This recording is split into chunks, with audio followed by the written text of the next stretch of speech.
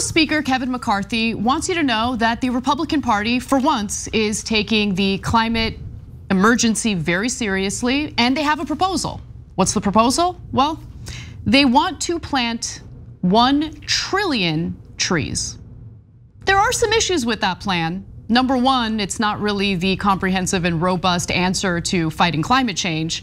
There's also some issues with, space in America, and I'll tell you what I mean in just a moment.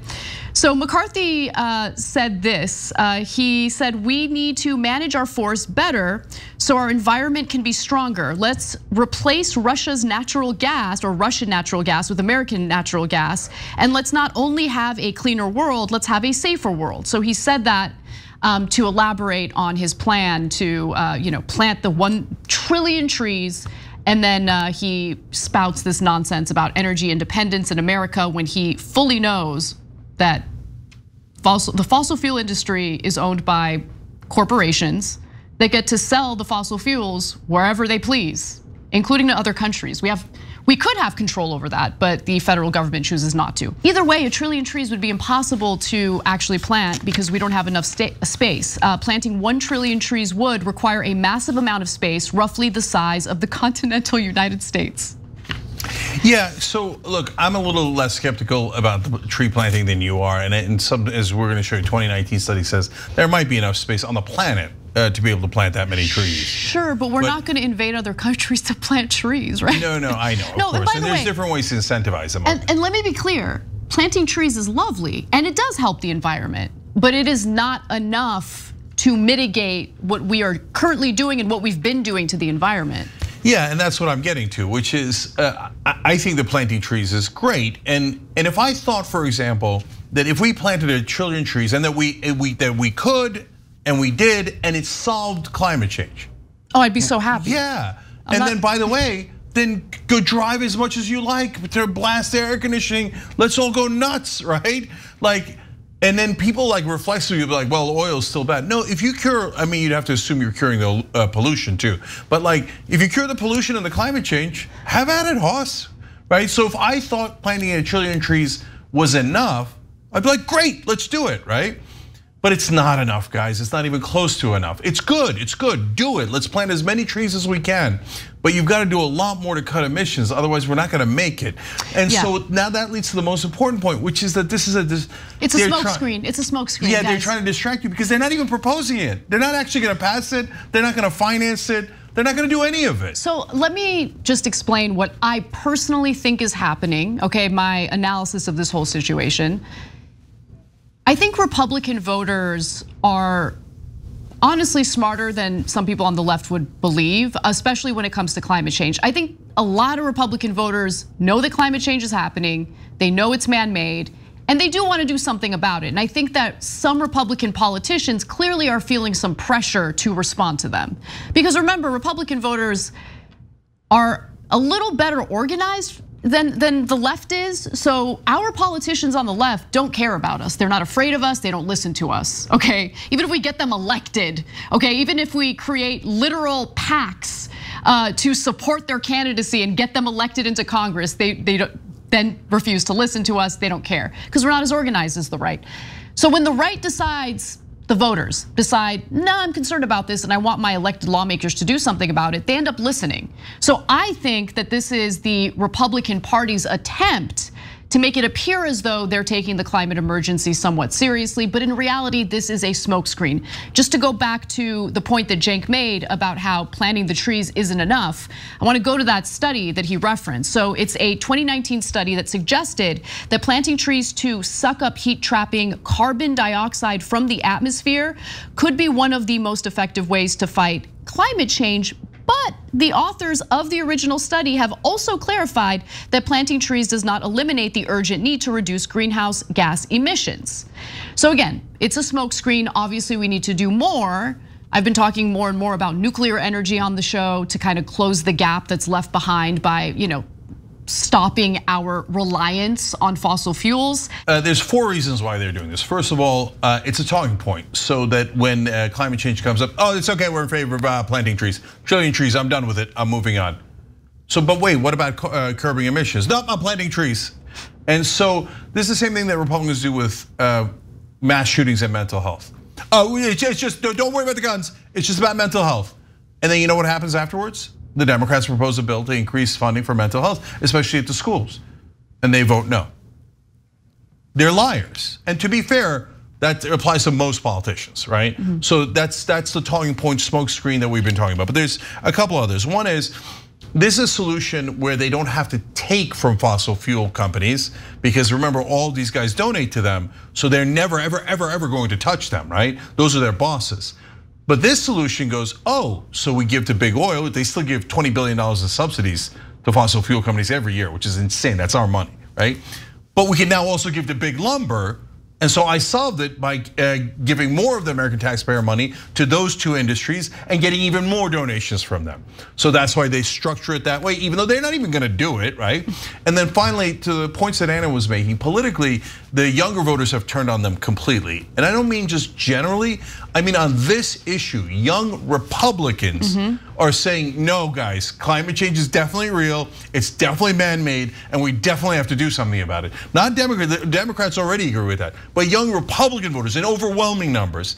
But there's a last reason why they've gone in this direction. Because some of the rich donors, both on the Democratic and Republican sides, have started to notice that we don't have a second planet. No. And that their billions of dollars isn't gonna make any goddamn difference when the planet heats up. And so tons of rich donors are now saying to both parties, and by the way, that's why one of the few things we got passed in the Inflation Reduction Act was some climate change legislation.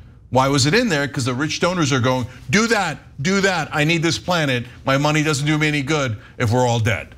Yeah, I mean, great point. So while they're proposing this smokescreen of planting the trees, what they're also doing simultaneously is carrying out the bidding of their corporate donors, right? So they have also proposed something known as the Real Emergencies Act. Wow, great name. It makes it seem as though they're taking this very seriously. They're calling it a real emergency. Last month, a group of Republicans in the House and the Senate introduced the Real Emergencies Act, which would prevent Joe Biden from doing something that he's actually not even interested in doing anyway, but just to preemptively put a stop to it, just in case. They want to stop Joe Biden from declaring a climate emergency. And if he were to do that, when a president declares a state of emergency, that kind of cuts through some of the red tape, some of the checks and balances, and it allows the executive branch to act unilaterally in some cases. And they're concerned that if Biden were to do that, were to claim or declare that there is a climate emergency, then he would, actually ensure that fossil fuel companies were reined in a little bit. But here's what the Biden administration could do. Okay, specifically, if he were to declare the emergency, reimpose the ban on crude oil exports, freeze oil and gas leasing, invest in public transportation, and require private companies to manufacture renewable energy. Those are some of the things that he could do unilaterally should he declare an emergency. The fossil fuel companies that fund the politicians, in this case, the Republican lawmakers, do not want that to happen. So think about how they think ahead. They don't just think about short-term wins. They think about and strategize ways to prevent any regulation from cutting into their bottom line. And they have the Republican Party helping them out with that, with this proposal, the Real Emergencies Act. And so the bill is being led by Representative August Pfluger and also Senator Shelley Moore Capito. Pfluger is the House's second highest recipient of oil and gas donations, only after Speaker Kevin McCarthy, and is a director at Gentry Creek Energy LLC, an energy company engaged in pipelines and infrastructure, according to his personal financial disclosure. How is that conflict of interest allowed? No, guys, it's crazy. Now the politicians are cutting out the middlemen, because Capito is from West Virginia, and she's invested into the Mountain Valley Pipeline. Manchin's from West Virginia, he has his own coal mine, and they are passing laws. They're making sure that Biden passes laws that help their mines and their pipelines. How is this not a conflict of interest? And the corruption is so gigantic, nobody's even bothering to deny it.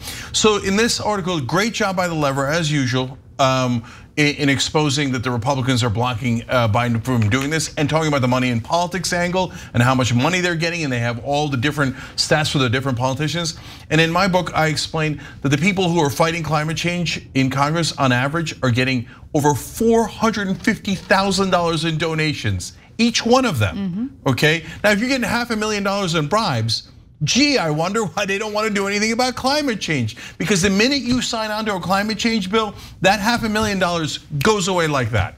And that's what controls all of these politicians. In fact, the bill's 7 sponsors have received a combined $3.1 million in contributions from the fossil fuel industry and its executives and its political action committees between 2017 and 2022. $3.1 million to just 7 lawmakers.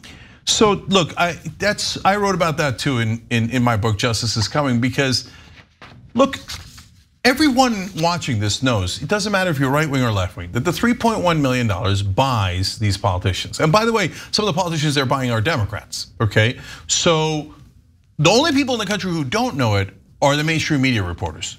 When they're discussing, hey, should Biden do an executive action? They don't mention that the senators who are pressuring him got paid $3.1 million in bribes. You don't think that's relevant? That's crazy. Of course it's relevant. That's why we respect the lever so much, because they actually talk about what actually drives the legislation and the policies. But I want to make one more point. So the Republicans are monsters that in the middle of the literally record-breaking heat on this planet ever since human beings have been around, okay? They're going in the exact wrong direction. But let's also acknowledge Biden isn't doing it. I know, totally. They haven't passed the bill blocking his executive action yet. He could take the executive action today. He's choosing not to. How much does Biden love this? Look, I'm being a little unfair to him. I am speculating. But there was no indication that Biden wanted to declare a climate emergency. There was no indication that he was planning on engaging in any executive action. And now he doesn't have to worry about pressure to do so should they pass this bill, right? He isn't fighting it 1%. And by the way, look, we talk about gridlock in Congress, but even with the so-called gridlock in Congress, this is the kind of bill that I can see passing both the House and the Senate. Yeah, because they're corrupt. They're all getting paid by these guys. This is all one giant joke on the American people. And the #1 people covering your eyes and making sure you don't see it is mainstream media. They're like, oh, what money? Oh my God, they are having a legitimate debate. Is it trees or is it executive action Biden should take? Well, golly gee, none of them took executive action. Look guys, you know Biden's disingenuous. They had all these progressive proposals and they were like, oh, he's gonna do them all. I said, no, he's not gonna do any of them that don't help corporations. Now, the only thing that was progressive, really progressive, that was in the Inflation Reduction Act was fighting climate change a little bit, right? So why did he do that? Because of the giant donors that I told you about. They put enormous, he doesn't care about public pressure, he cares about donor pressure. So he does that for them, but he doesn't do anything about healthcare prices, he doesn't do anything about minimum wage, he doesn't do anything else to hurt corporations, right? But then he turns around and helps the fossil fuel donors by going Mountain Valley Pipeline, now you could drill in Alaska, because he doesn't mean it. He doesn't give a goddamn about policy. Any mainstream media reporter telling you Biden cares about policy and is progressive, is on the left, is a joke. He's been a conservative his entire career and his track record proves it. And by the way, he can prove me wrong today. Super easy to prove me wrong. Take executive action. The Republicans have not blocked you yet. You could do it right now. He's not gonna do it because he's in the pocket of the same donors that the Republicans are. Finally, I have to add a few of the other details in this bill. So the bill proposes taking an axe to the nation's largest environmental agencies, including a whopping 39% cut to the EPA's budget. 3 agencies within the Interior Department, the Bureau of Land Management, and the Fish and Wildlife Service and the National Park Service would see 18%, 13%, and 13% reductions in funding respectively. The Forest Service would see an 11% cut. Let's pause for a second. The Forest Service under this bill would be cut by 11%. Didn't Kevin McCarthy, who's by the way a sponsor of this legislation, didn't Kevin McCarthy argue that we need to do better forest management? Yeah. How do you propose to do that by cutting the very department that would do that? No, look, guys, that's why I said in the beginning, you can't, all Republican politicians are liars. I mean, almost all the politicians are liars to begin with, but these Republicans are just, they're on a different level. So you remember when Trump blamed the fires on California because they didn't rake the forest enough? Look, he put it stupidly, honestly, he did. But there is legitimacy to the point that California and the federal land within California should do a better job in maintaining forests. When Native Americans were here and they were taking care of the forests, they would do controlled burns on a regular basis. So there was legitimacy, it's just that he's an idiot. He didn't state it correctly. But that's exactly where I'm going, because at least there was some nugget in there where like, oh, you could do better forest management. So what do the Republicans do? Now they turn around and go, don't worry about what Trump said. We're gonna pay less for forest management. Yeah. So there's gonna be less raking in the forest. It's not raking, okay? But so they just cut forest management. They say mental health after the shootings, and they cut mental health. So when they say, oh, we're gonna plant trees now, and they don't have any plan to plant trees, I got news for you. 100% lie. They don't even mean one word of it. Thanks for watching The Young Turks. Really appreciate it. Another way to show support is through YouTube memberships. You'll get to interact with us more. There's live chat emojis, badges. You've got emojis of me, Anna, John, JR. So those are super fun. But you also get playback of our exclusive member-only shows and specials right after they air. So all of that, all you gotta do is click that join button right underneath the video. Thank you.